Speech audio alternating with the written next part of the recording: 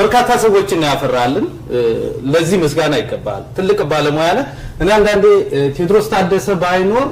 አሁን ያለንበት የሙዚቃ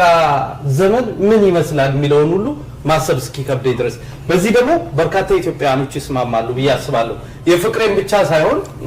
እንዲሁ በተለያየ ወቅት የተለያዩ ወጣቶች ይፈጠራሉ በርካታ ወጣቶች በጋራ ተስማምተው የሚወዱት ድምጻይ ማቀዋንተ ብዙ የተሳካላቸው ድምጻያኖች አሉ